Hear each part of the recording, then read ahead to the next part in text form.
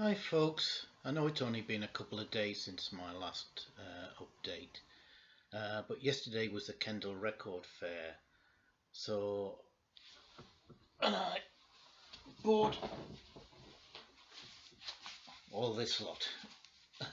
So I thought I'd better get this one out of the way, otherwise things tend to build up again. I didn't buy as much as I did at the last record fair. I think that's because I didn't hit the £2 bins as hard. I think I've exhausted them, to be honest. So I bought less, but probably the average cost per purchase was higher. So let's get on. I only bought two from the £2 bin, and the first was Poco 7. I've always liked Poco. I've not heard this album, but by all accounts it's a strong one. It's the first album they did after after Richie Furay left, so I don't think there's any original members on this album. But as I say, it gets good reviews, and I've always liked their stuff, so looking forward to that. The other £2 album was Nilsson's Schmilson. This is his 72 album on RCA, and this is the one with one of my favourite songs of all time, his massive hit Without You. I think this is going to be a good one. The last album I got by him was A Little Touch of Smilson in the Night, which was probably not quite to my taste, it being all standards, but I think this will be far more down my street. Neat. Then I got the Clannad in concert. This is their live album, recorded in Switzerland in 1978, and I think the album came out in 1979. I like my early Clannad. I wasn't so keen on their later stuff, which is far more popular, but the early, more folky stuff with a hint of jazz in places I really like. So I'm looking forward to this one. Next, another one in my collection of Al Stewart albums. His albums Zero She Flies.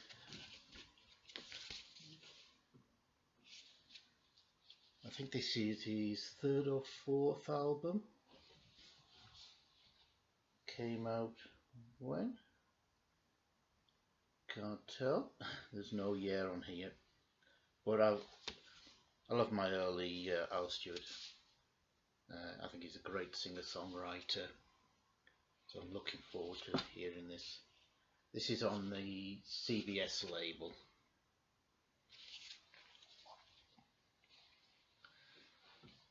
Next, my very first Donovan album on vinyl. I've got quite a lot on CD, but nothing on vinyl. Don't tend to see that many of them, apart from maybe a couple of cheap compilations. This is Cosmic Wheels, which is it's on the Epic label, and I can't work out which year. I think it's about 73. I've never heard this one, but I understand it's very much of its time. It has a bit of a glam feel to it, and it has the wonderfully titled Intergalactic Laxative track on it. Well, yeah, should be good stuff. Sticking sort of with the folk vein, the John Renbourn Group live in America. This is a double album. I've had this on CD, and I think it's brilliant. I really like the John Renbourn Group. They obviously incorporated his old Pentangle colleague Jackie McShea on vocals, A lot of the tracks have an Indian flavour because they have a tabla player, but this is an excellent live album. It's on the Flying Fish label. Came out in, I think, 1981 or 82. 82. It was recorded in 81. I think it came out in 82. Going away from folk, another one I'm missing from my Vangelis collection, Spiral. Not heard this one, but I love my Vangelis, especially from this sort of period. This was from '77. It's on the Polydor label, RCA Victor label. Should be good. Sorry, I'm going through these fairly quickly. I don't want to have one of my usual 30-minute videos. Probably fed up with those. Next up, the first It's a Beautiful Day album. On CBS. This is obviously the one that includes probably one of their most famous tracks, White Bird, and also Bombay Calling, the track that Deep Purple nicked the theme from for their Child in Time track. But this is an excellent album. Probably don't think they ever did anything as good as this again.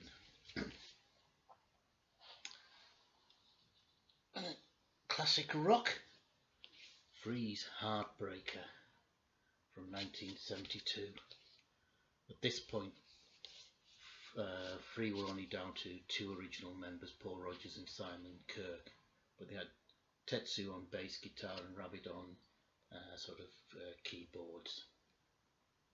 Doesn't always get great reviews, but I like this album. It has a superb opening track, Wishing Well, which I think was a big hit single for them. So this is obviously on the Island label. Sorry. Next up, Jethro Tull's live Bursting Out album. This was from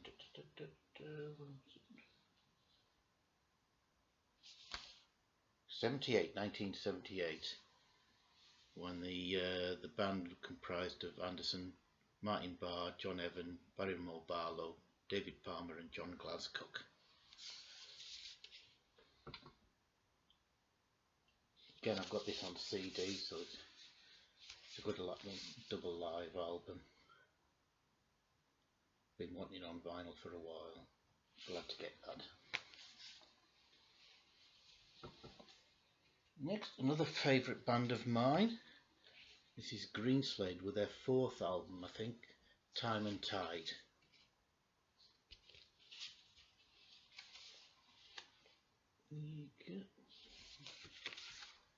This is on Warner Brothers from 1975.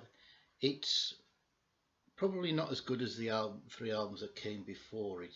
Tended to be a more shorter tracks, more song based, but it's still a worthwhile album to have. The beautiful cover by Patrick Woodruff. There we go. Next up,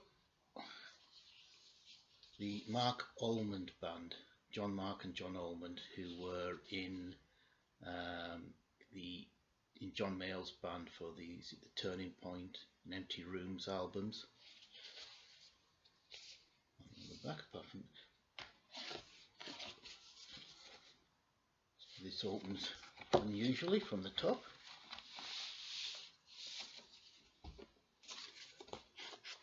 Okay. This is on the Blue Thumb label, so I think this is an American pressing.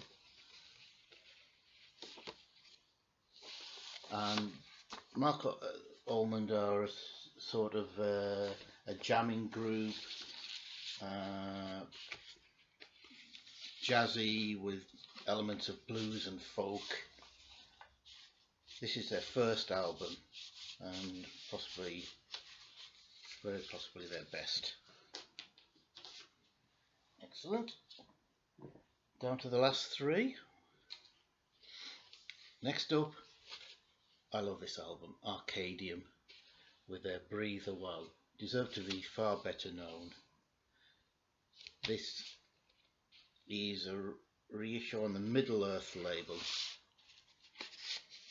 Oh, sorry, not Middle Earth. It's on the Acme Records. Don't know where I got Middle Earth from. This is typical early 70s prog. Well, more that period when Psych was moving into prog. Touch of sort of like a Vanilla Fudge on here, but I think this is a really good album. Deserves to be heard by more people. Next, another classic, Phil Manzanera's Quiet Sun Band. This is excellent stuff. There's a superb lineup of Manzanera himself, Charles Hayward on drums, Dave Jarrett on keyboards, and Bill McCormick on bass. Superb band, album from '75 on the Island label. Has a great title, Mummy was an asteroid, Daddy was a small non-stick kitchen utensil. They don't write songs like that anymore. Excellent. And finally, a grail. I've been looking for this album for so long on vinyl and not found it. Yesterday it cost me £20, but I love this album by Amondo to Vive la Trance. Many people say Wolf City was their last great album. I think this was probably the second album I ever heard by them. The first was Phallus Die, which I got on vinyl. This I bought on cassette. Never had it on vinyl. But I think this is a superb album. It's different from the one came before. It's shorter tracks, maybe not as out there, but the writing and playing is superb. So pleased to find that. Well, that's it. 12 minutes, 30 minutes. It's going to be a short video. Right, thank you very much for watching. Thanks for all the comments on previous videos. I've still got another video to do of stuff I've bought in the last 3 months, so building up. But take care, have a good day, bye.